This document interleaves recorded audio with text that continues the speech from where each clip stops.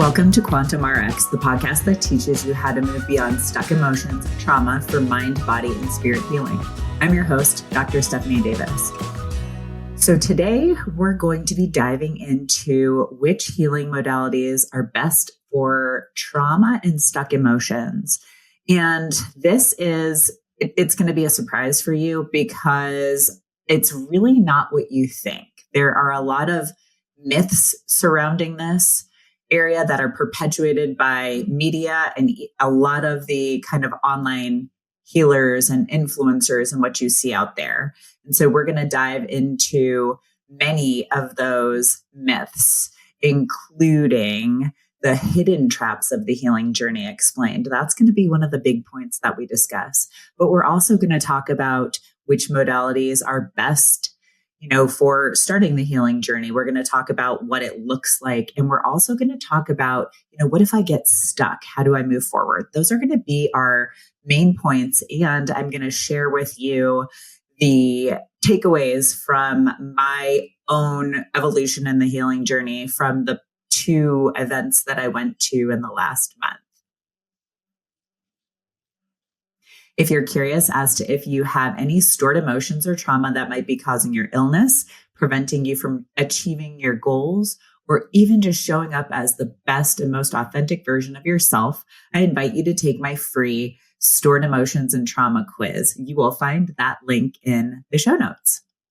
So let's get into it.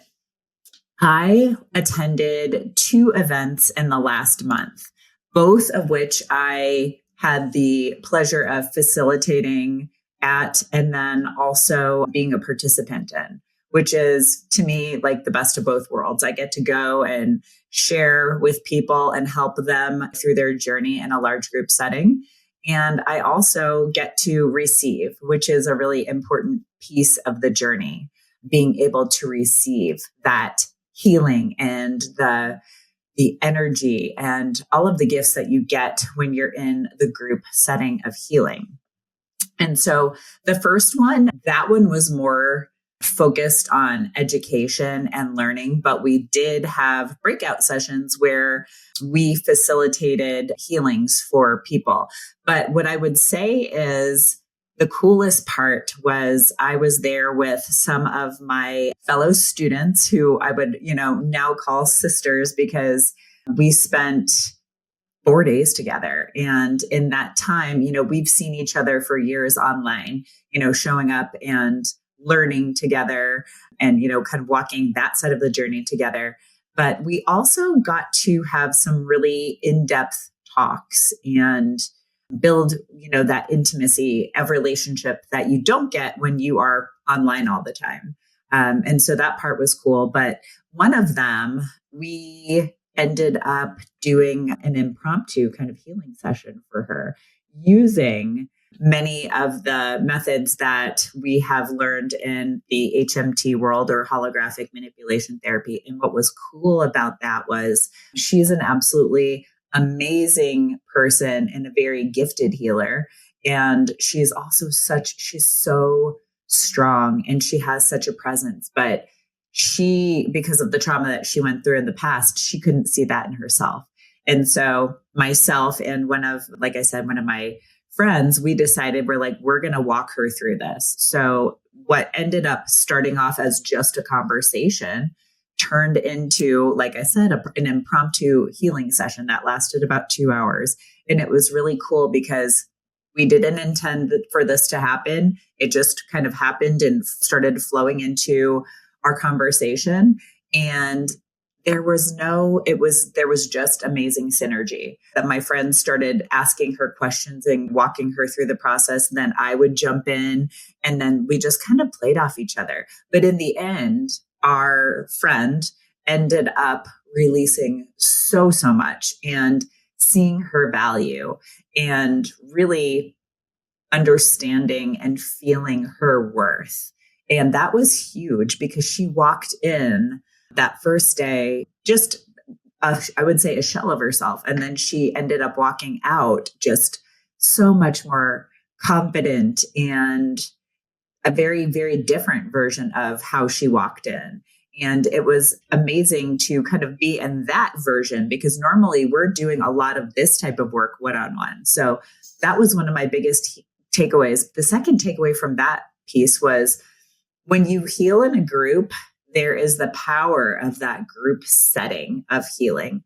And when you do that, it's like they call it is literally called the power of one, but it has to be very intentional and you have to create a safe space for everyone. So most of the time there are one or more people facilitating the healing for like one or multiple people.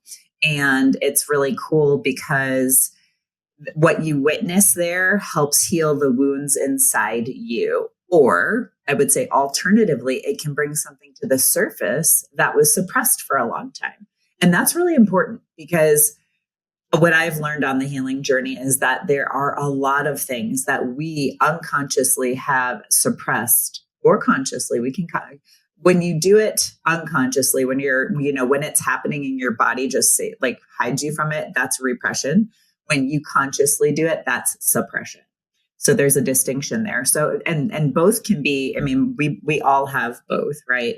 And so it's important to recognize that we need to bring those to the surface to heal, because if they're simmering under the surface for a long time, things are not going to go well. So that was the other big piece of it, because I think there were little pieces for me that in helping facilitate that for my friend, that it healed some, I would say, more superficial pieces that I still had lingering. So that was the first session and event that I went to. The second one was actually truly a healing event. And it was amazing because of the fact that the girls who put it together, I shouldn't say girls, they're like magnificent women. These women, it's one time annually in Green Bay, Wisconsin. And they also have other events, but this is their big one. And for me, it was amazing from the standpoint of I had never been in that big of a group healing setting where it was so safe. There were no agendas. The cool thing about that was the fact that there were people who had businesses and there were lots of healers and facilitators there. And lots of times when you get into those realms, especially when you get to be a bigger group, I think there was 140 people total that were kind of enrolled and participating. And so when you get into big groups, somebody's energy or intentions can often spoil the environment. And that did not happen here, which was like truly miraculous to me, because I have been in smaller groups where one rotten apple spoiled the bunch, or I've been in like even slightly bigger where a couple rotten apples spoiled the bunch, right? So it was amazing. Like that was one of my biggest takeaways was, holy cow, like their intention was so significant in putting this together. I mean, I actually talked to the girls, women, I should say again, about this after the fact. And I said to them, I was like, this is the first time I've really experienced that in a large group setting. And I was like, to me, that was absolutely amazing. Like everyone felt safe to allow the healing process to unfold with the many modalities that were presented. And it was cool because they were like, yeah, like they didn't even know what we were all talking about, what our either workshops were about, they knew the titles, but they didn't know the details. And what was cool was everything spiraled up. So the initial talks, those were talks about women who had been through a lot, and they were sharing their journey of where they were and where they're going. And I'm actually going to have some of those women on the podcast because their journeys are amazing and they need to be shared, and everyone can benefit from hearing people's, journeys from being so low to, climbing the mountain again. And so I'm going to have those ladies on. But then we did the workshops, and that's where I was facilitating, talking about like nervous system regulation and anxiety. And so we did that. But there was also like there on the other side of the wall from me, there was healing through like creativity and play and music. And so that was happening. And then There was like stuff about relationship and couples, marriage. Their title was pretty awesome. It was Happy, Horny, and in Love. Like, how fun is that? And they brought up a lot of really good pieces of the puzzle where relationships tend to fizzle out or have disconnect. And so it was cool because everything, like, like I said, spiraled up together. And so it was cool because, like I said, it was almost like magical because everything built on itself. And then that was, day one. The next day, we started off with movement. And so that one was cool because when people think of movement, they think of like exercise or pure dancing, but she had such a great flow. And we started off, it was more like dancing and that type of stuff and just getting your body like warmed up for the day. And she like literally went through all of the joints in the body and got all those warmed up. And then she had us get on the floor and she changed the music to like some more soothing and healing music, which was really cool. And it was really interesting because in that moment, like we were doing certain poses and I don't know if she was aware of this because I don't believe that she is like a trauma trained person, but she asked us to kind of like open up our legs into like a diamond shape to stretch them out. And for a lot of women, that is very difficult. A lot of women can't do that because that's an incredibly vulnerable position.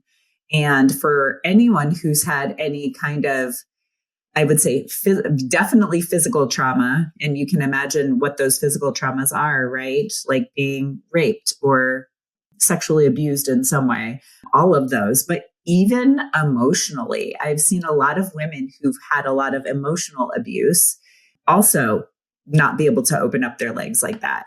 And I would say for me, I couldn't do that either. Like last year, if you were to ask me that at this time, I probably wouldn't have been able to do it. If you go into it years back, probably, I would say from the point I had my miscarriages to a year ago, I couldn't have done that. And it was because that's where I was holding all of my trauma. I was holding all of my trauma in my diaphragm to my pelvic floor. I couldn't move energy through that area. I would feel stuck. Like whenever I would do any type of healing work where I had to say, where are you holding this feeling? Where are you holding this emotion? I was pointing in those areas. And that's the same for many of the women I work with. So what was cool for me was I was laying there and I just on cue, she asked us to do it and my legs. I was able to open up my legs and form that diamond shape. And I just had our eyes were shut. I just had a few tears streaming down my face because I was like, how beautiful and amazing is that? I had that instantaneous realization that I had moved so far beyond the trauma. I think for those of you who actually listen to the podcast and have listened throughout all of the episodes, I have spoken quite a bit about my journey and how hard it was, all of the different pieces. And we're going to get into that a little bit later when we talk about all of the highlights of what we were talking about, like which modalities are best. What if I get stuck? What are the traps? So we're going to talk about that. But yeah, so that was a big takeaway for me because I know I would not have been able to do that a year ago and feel safe and feel confident doing it. And so that was a huge one. And I just that was like tears of relief, tears of joy. It was pretty amazing. And then we did a breathwork session. And that one was interesting because there's different types of breath work, and we're not going to get into it, but certain ones are designed to calm and regulate your nervous system. And then the other ones are designed more for release of emotions or trauma. And what we did, it was the circular type. So that is more of a trauma and release type. And we did that for, I think that actual portion of it was, I honestly I probably was not fully cognizant of the time, but I would say somewhere in the ballpark of 20 to 30 minutes, probably 30 minutes of like from the time we laid down and they worked us into that place to the time it ended. And that one was interesting for me from the standpoint of, obviously I've done a lot of different types of healing and modalities and breath work, and I had never quite experienced one like theirs. And so it was fascinating because I was doing my process and I know, again, if I had done it a year ago, I probably would have been bawling the entire time because I had so much. That was my year of grief. I was crying anyways. I spent half the year crying. And I didn't. I was sitting there and I was just feeling good. And I had so many good things like happening. And then towards the very end, I had a couple of things that came to me. And the biggest piece of the puzzle was like, there were like probably in the last, I would say 5 to 8 minutes. Again, I was not very cognizant of time. In the last 5 to 8 minutes, I did start having some tears stream down my face. And then I got this vision. And the vision it was like, if you can imagine a ring light, right? A ring light that you would use for a podcast or social media or something like that. It was the shape of a ring light, but it was giant. And it was just all of this energy swirling. It was a big circle. And it was I knew exactly what it was when I saw it, because as I was landing, like I was landing in Green Bay, I had this, it was almost like a vision right in that moment. It was a full circle moment because that is where I had my first real jobs. And that's where I felt like I probably started to lose myself, like lose inherently who I was, because I was on this one path and that path really wasn't for me. And I know for those of you who've listened, that path you've heard has been very meandering for me to get where I am now. But yeah, that's when I was a corporate scientist. I was a corporate microbiologist for 2 companies there. And it was interesting because I had kind of, as I was landing there, I just had this knowingness come into me. And it was fascinating because it was a full circle moment. And I had that piece on the airplane. I got off the airplane, got picked up and brought to the hotel that, on Wednesday night. But then, so was that Wednesday? Yes, it was Wednesday night. So this was Friday, kind of midday that this, piece, the breathwork session was going on. And in that session, I could see, it showed younger versions of me, but it showed me like as a distinct point on this like energetic circle. It showed me at that point of my journey. And then it gave me little flashes of where I've been. And then it showed me at that moment, right? In the healing, the rise up event. And it was basically showing me like, this is where you were. This is where you've been. Here you are now. We're closing the door and you're moving into a new chapter. So that was really, really cool to me because I had been feeling that, but then I got to see it. And the way that it ended was I could see on basically a giant green hill, blue skies, a giant green hill, probably I would say a 4 to 5 year old version of myself 4 to 5 year old version of myself. And she was just standing there with a dandelion into the puffball state where it's got all like the feathery seeds. And I was holding it up to the sky. And as it released and blew away, the seeds turned into like strings of energy that were just going up to the universe. And my feet, I could see myself and I could see my feet turning into roots and going into the earth. So it was really cool and beautiful. And the 2 takeaways I had at that very moment were I am home and I got my power back. And of course I like got up and I was like just bawling because that was something that I was acutely aware of. And I didn't know how I was going to get it back. I knew that I had to be on the healing journey to get my power back. And when I say my power, I'm talking about my voice, because so many of us have that suppressed as little kids, especially as toddlers and little children. We're told you're not allowed to cry, don't throw tantrums, be quiet, shh, right? Children are to be seen and not heard. Many of the things a lot of us grew up with, especially if you are a millennial or older.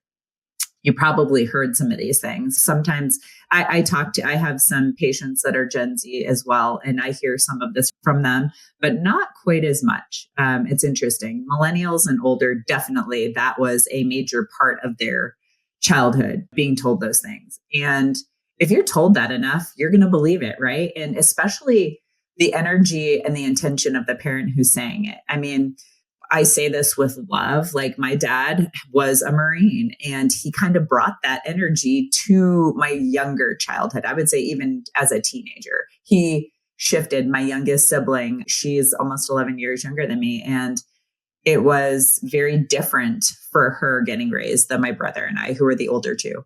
So it was cool that he evolved. But yeah, we definitely had that domineering kind of drill sergeant persona from my dad at that moment. And we have a great relationship. But back then there was a lot more tension, especially because I did not feel seen. I didn't feel heard. I didn't feel like my journey and my life transitions were being honored, which is something that a lot of people experience. So I felt like very much. And then just some other family dynamics that happened where I would say it was essentially like being gaslit. I saw things that happened and the parents were like, oh no, that didn't happen. And I'm like, I saw it with my own two eyes. So, okay. So I have moved beyond all of that, but it was cool in the fact that I definitely feel like I had my voice and my true authentic self suppressed. And when I felt like I fully had my power back, and I will give you another little tidbit, I feel like this has been coming in for months. And it wasn't until it was probably the end of last calendar year when I started feeling like this part of the journey was happening. And I've done some work with myself. I've had some other people facilitate things for me, a lot of regression work and emotional work. But then this breath work was kind of like the final piece of the puzzle. So it was really cool because I was like, I am claiming, my authentic self. It's interesting because I probably somewhere in the ballpark of 8 to 12 podcasts ago, we were talking about knowing and this inner peace. And I feel like that just went to another level.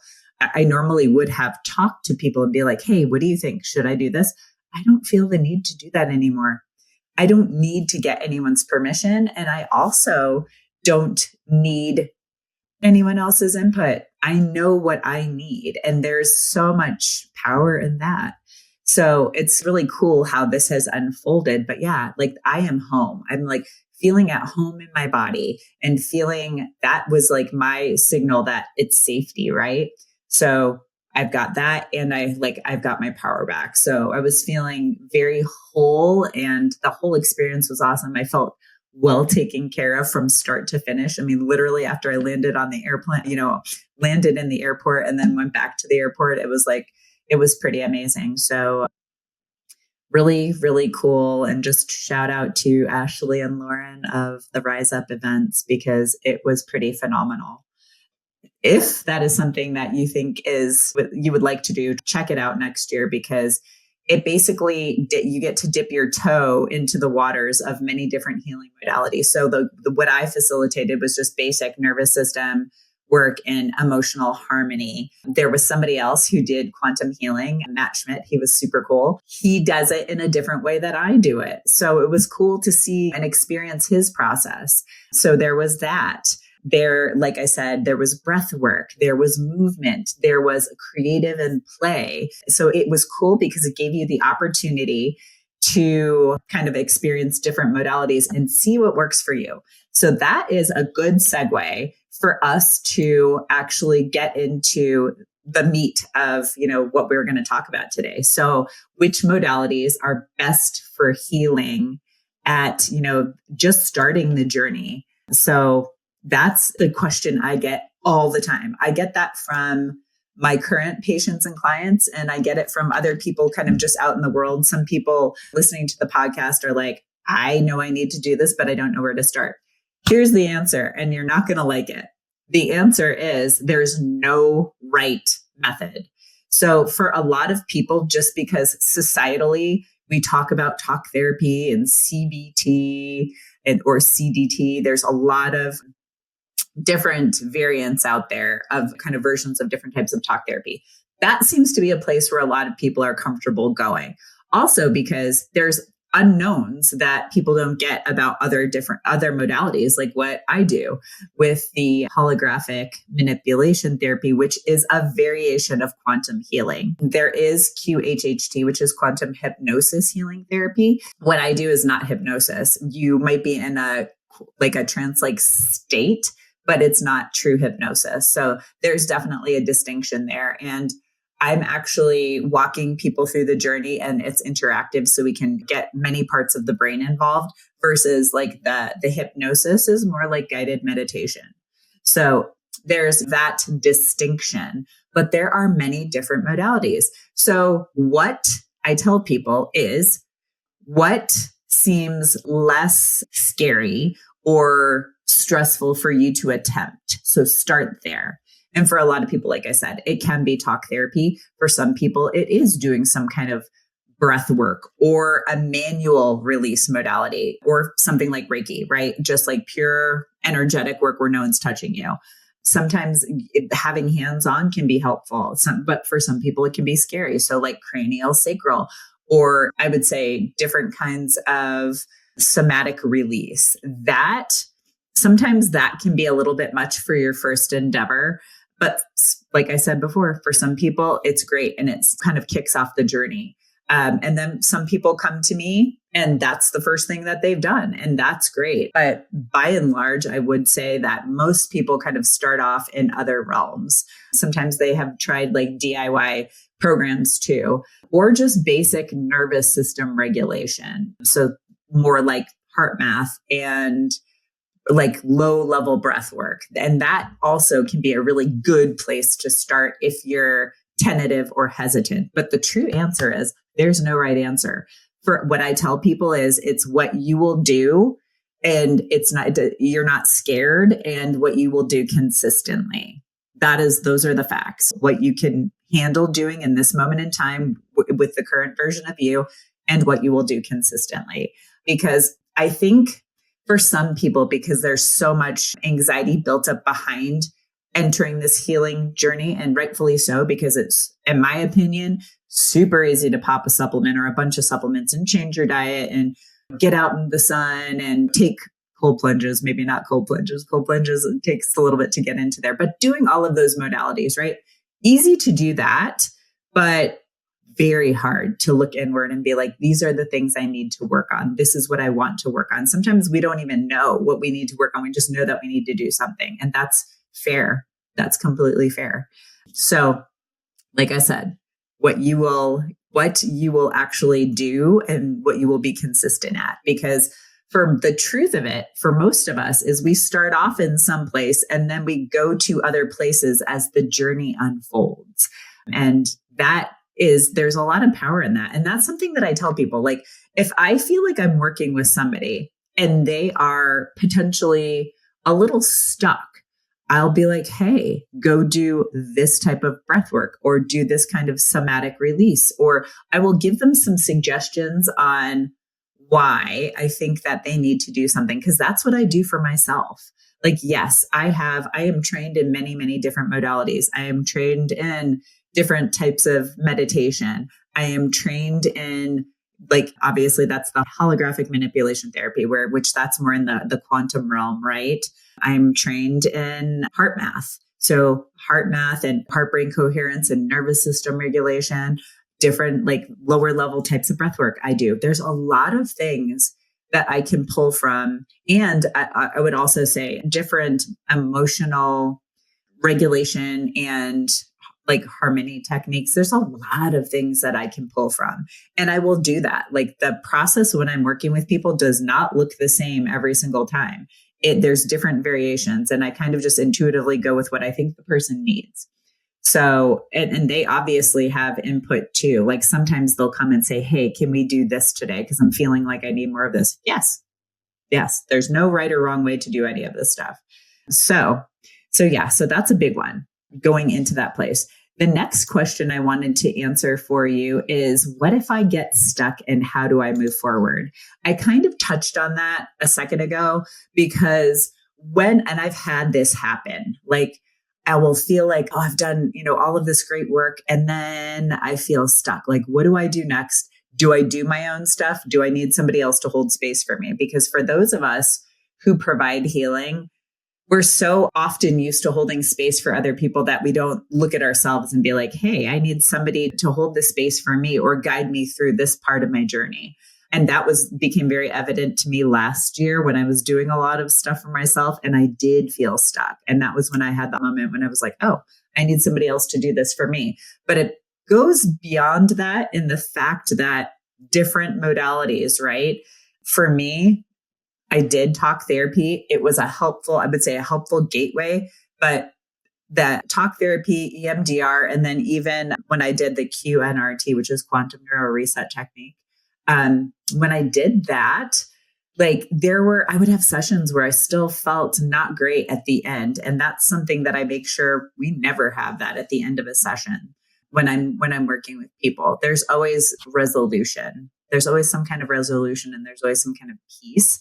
And then I give people tools to work with in between sessions to kind of clear things out that might come up to the surface or release things that need to be released.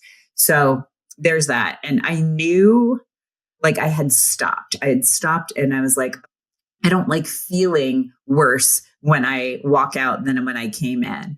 And so that was probably, oh my God, that was 8 years ago when a lot of that was happening for me.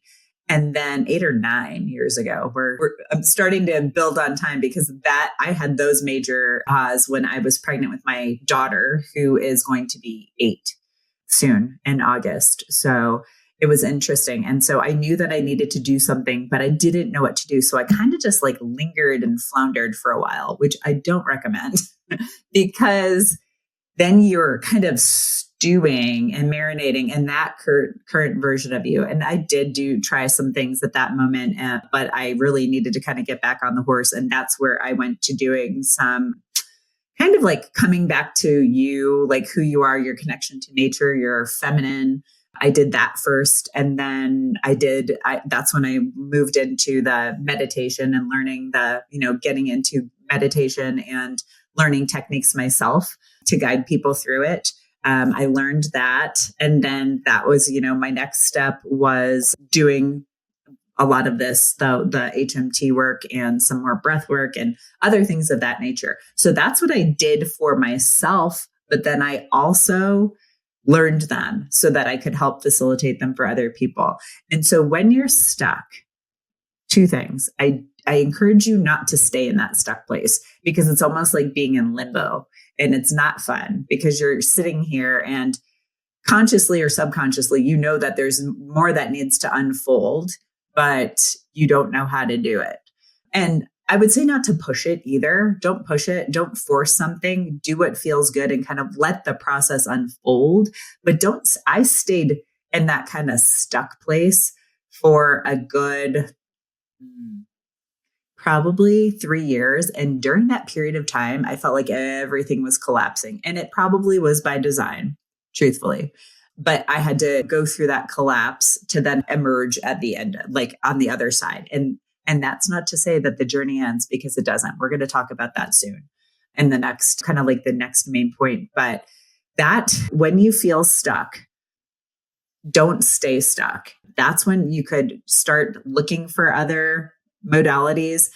A lot of times what it does take is a change in modality to get you unstuck. That's a big point. So if you've been doing something for a long time and you feel like, I feel like there's something more and I need to, experience it in a different way, try something different.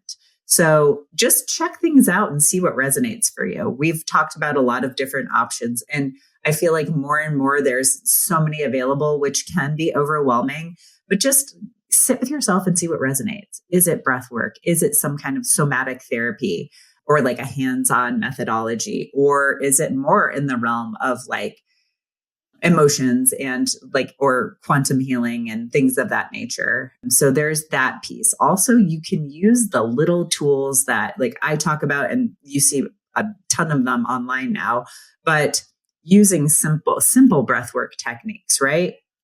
To calm and regulate your nervous system, the heart-brain coherence or heart math. That's another thing you can do. When I work with people in between sessions, I give them a lot of different things that they can use to guide them through that process. And like I said, either work through things that are coming up or release what needs to be released. So you can do that stuff in the interim, but make sure that you find something that resonates with you to get to that next point and allows you to go move beyond where you're stuck right now.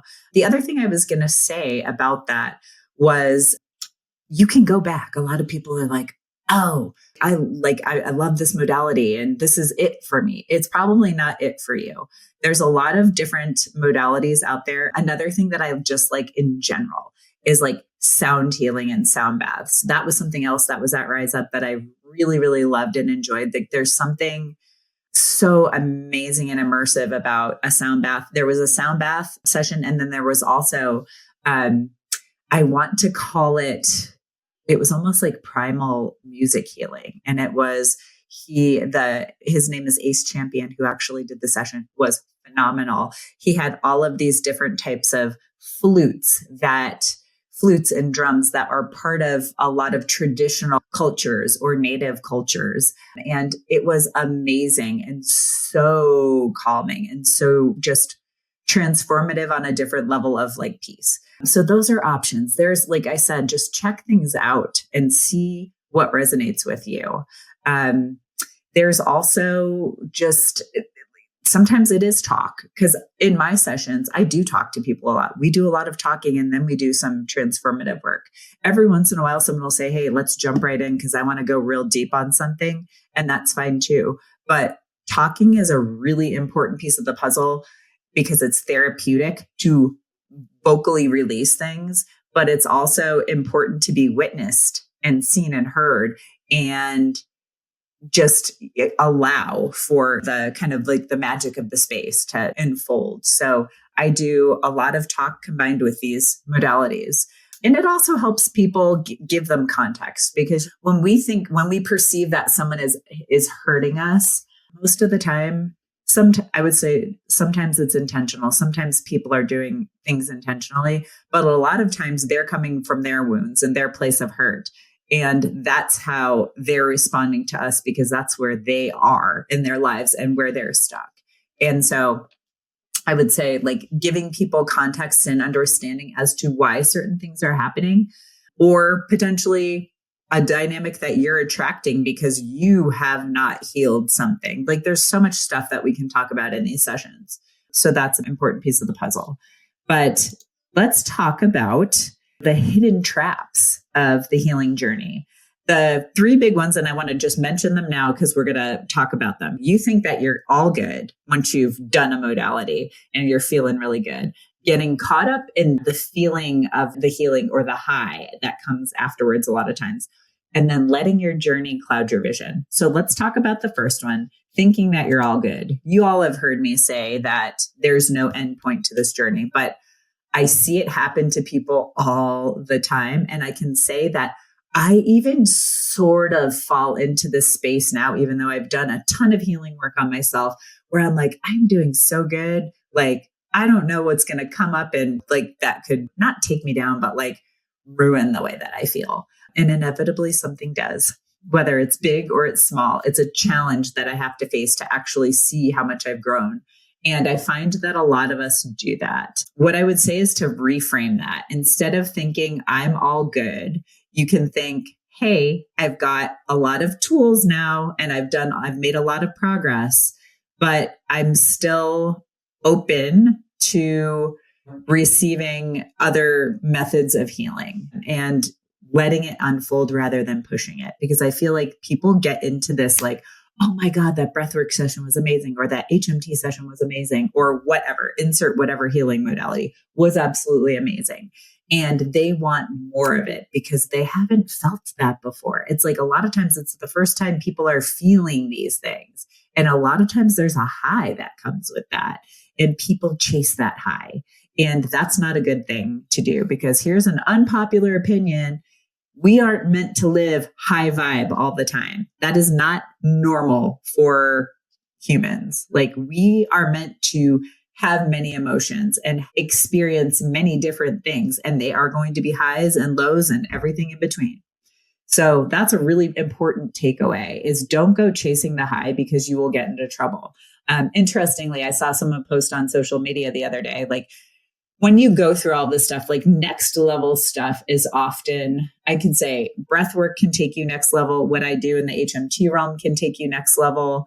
Immersive events, like there's lots of ways that those happen, but a lot of times they're facilitated by plant medicines or other substances or like environments, right? Where you can have a very immersive event. And sometimes that's unlocking different seeds of consciousness. And so super important not to get caught up in that, because this gentleman was like, he's like, what he did was ayahuasca. And he was like, I had such profound healing. He's like, but there were still pieces of me that I thought that needed to be healed. And as I chased that, I got deeper and deeper down into the rabbit hole and depressed because he felt like there was that one piece that he couldn't solve. And from my outside view looking in, I would say that it wasn't the time to heal that, right? So if you keep on chasing it, you're likely just going to be pushing instead of kind of like surrendering and letting the process unfold. And so I've seen that. I've also seen people who went into the process depressed or sad or something in that lower mood or lower vibration state. And then they experience the higher vibration states of some of these types of healings. And they want that all the time. And like I said, we are not meant to live in that place all of the time. And so that's important. It's important to recognize that once you experience this, yes, there will often be a high in the level of peace that might stay for a couple of days and it might stay for a couple of weeks. What I tell people to do in that time is let the integration happen, because your nervous system inevitably will take time to catch up to where you are from your past version. It's going to take some time. So how do you do that? Grounding, out in nature, get into some natural water, put your feet in the sand, do stuff like that. Salt baths. Those are ways to like ground and move yourself through it. Also letting that happen, taking long, quiet walks with nothing, no headphones on, no listening to anything, just letting the kind of thoughts come in and unfold, writing them down. Those are some easy ways to help yourself kind of like integrate and understand what's happening. And you will get little downloads then after the fact. Once you have opened up those areas of your mind to this, you will get downloads after the fact. So that's important to be mindful of as well. Don't get stuck, and also don't go chasing that high, because we are not meant to be in high vibe state all the time.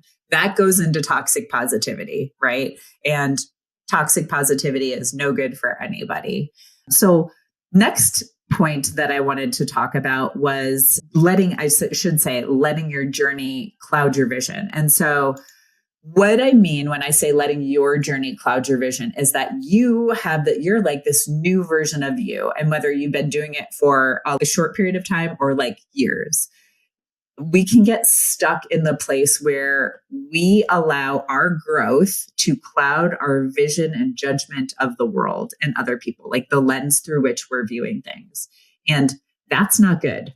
That is not good from the standpoint of you start judging people. You're like, oh, that's a trauma response. That's a trauma response. This person's a narcissist. This.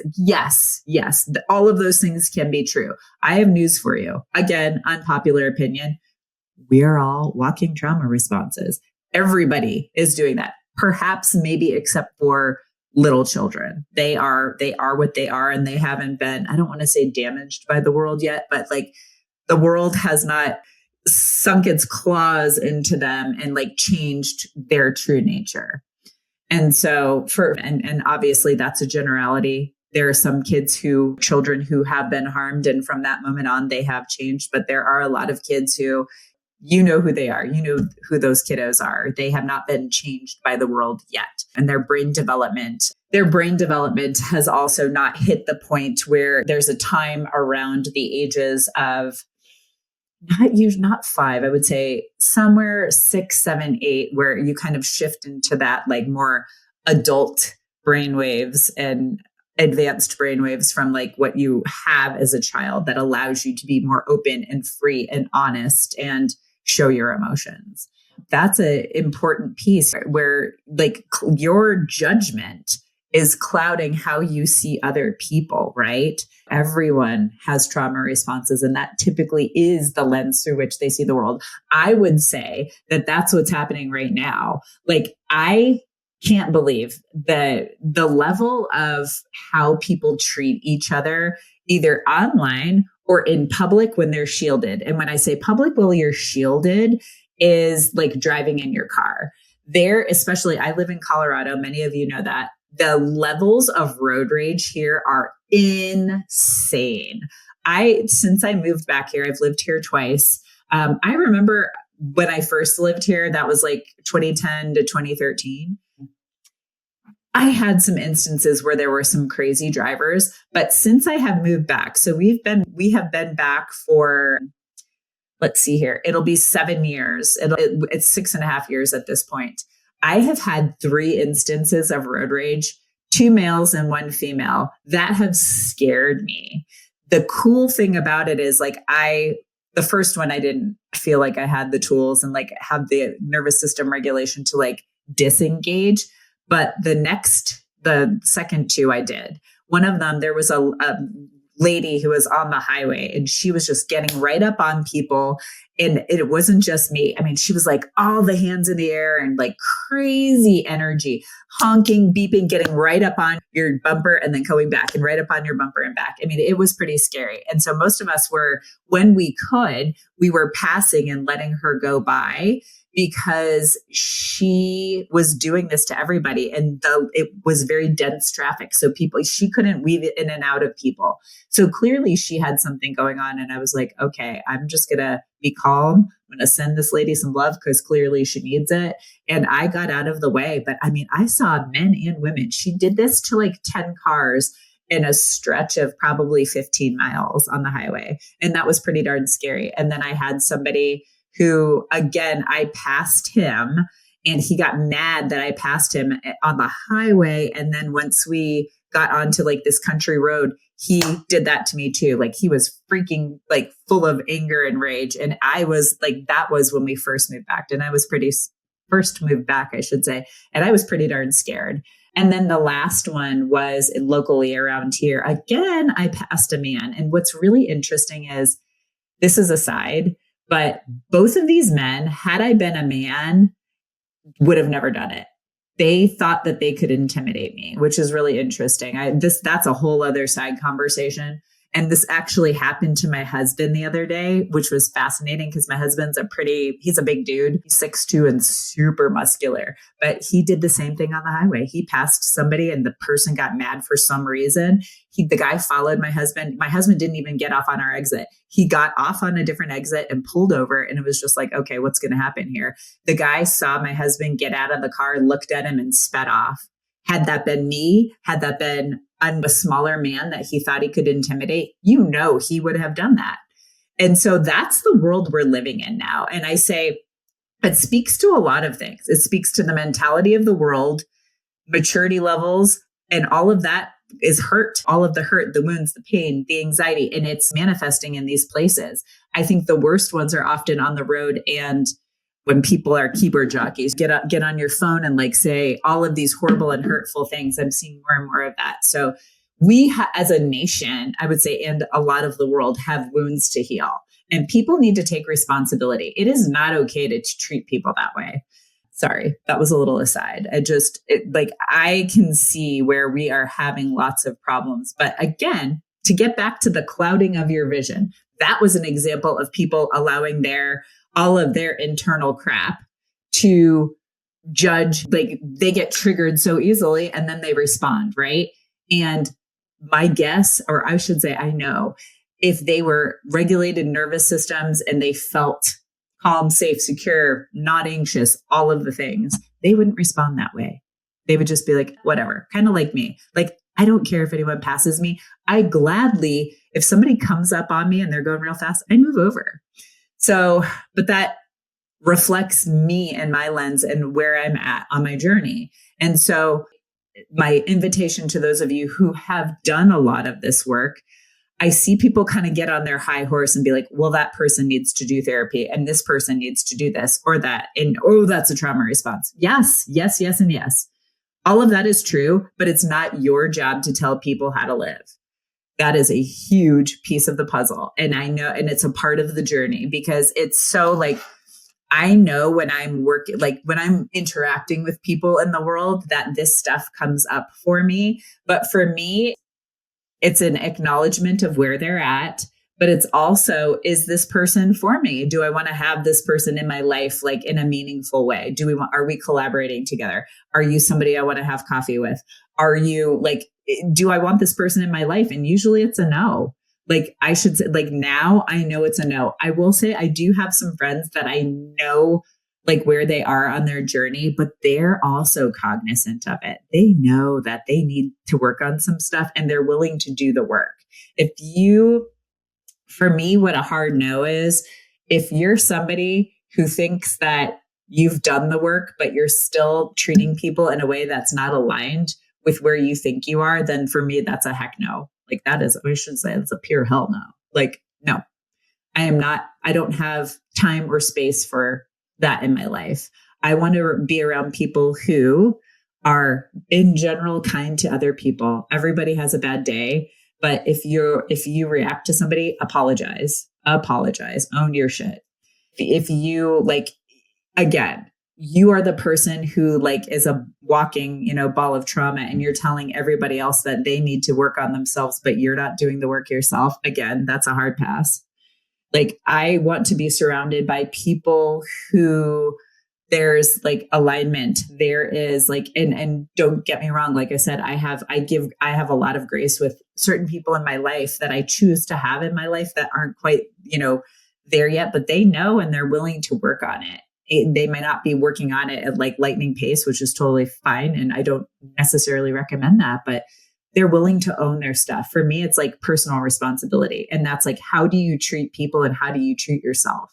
So those are the people that I want to have in my life. Like I've had to make some hard decisions in recent times about people who I want to work with and collaborate with, but also like I just did a clearing out of my inbox and I basically cleaned out my social media and I cleaned out my inbox. I went from one of them 18,000 emails to like 2,000 because I just let so much go. And there was definitely a release from that. But then on Facebook or on any social media platforms, but largely it was like anything in the meta space,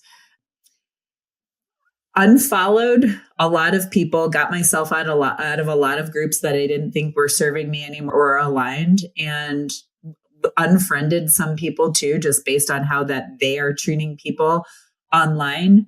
And it felt so good. And like I did like kind of like a spring cleaning of all of that. And it was pretty amazing to let all of that go because I know now that what I am cultivating at now is aligned with who I am.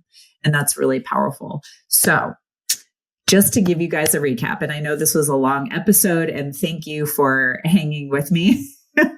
Thank you so much for hanging with me because there was a lot that needed to come out. But yes, like truly, I invite you to, if you're like just curious about like healing, and if you have these emotions that you don't know what to do with, or you have a trauma that you want to address, just pick one. Just pick a modality. Okay. That is my invitation to you, is to pick a modality and try it out. Like I'm working with somebody right now who she's a little bit older and she has a lot of life history. And I know she's nervous about doing the work that I do, but she also is like, she's like, I know, she's like, I've tried everything and nothing's working. And that's what I hear all the time. And she's like, nothing's working as well as it used to. She's like, I know I need to do some of the inner work. So she started off in talk therapy and it's not going the best for her. And that's totally fine. But I said, I'm like, at least you're doing something. And from there, you can see what else resonates with you. And that's something that she and I we're going to talk about on our next call. So she's a purely functional medicine patient that I had worked with for 4 years, but she knows that this is where she's at on her journey now. And since the end of her life is closer, and it's the closer you get to the last half of your life.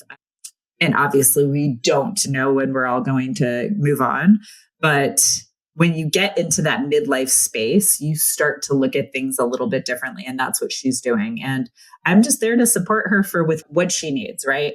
I'm not going to tell her do this or do that. there's no right way. What is right is what works for her. So just dip your toe in the water, pick something. And if you get stuck, pick something else. Super simple, right? And when you're on this journey, just don't fall into those traps that we talked about. So like I said, my invitation to you is to just try something if you're new, and if you're stuck, try something different. Those are the two big takeaways. And comment below, please. I would love to hear from you. Like, what are your thoughts on what I said? Have you not tried anything yet? Tell me. I will answer questions. I'll give you advice on any of that stuff. If you are stuck and feeling like you need to move forward but don't know what to do, again, go ahead and comment. And I just liked hearing about people's healing journeys, and please feel free to share below, because I do comment on all the comments with the exception of when people are talking about search engines and podcasts. So I get a lot of comments there and I just delete them where they're like, oh, I can improve your SEO, or, I can revise your podcast for you. Nope. Thank you. No, thank you. If I needed you, I would reach out. So if you're one of those folks, please don't. But anyways, I'm sending love to all of you, and we'll talk soon. If you made it this far, I truly appreciate you. Remember, knowledge is just the beginning. Taking action is what truly sparks change. If you're overwhelmed and don't have enough energy to make it through the day, I invite you to book a free 20-minute coaching call with me. It's a no-obligation chat where we can discuss your health goals and how I might be able to help you achieve them. Visit the link in the episode description to book that call. Until next time, keep striving for wellness, and remember, you have the power to not just survive, but thrive in motherhood.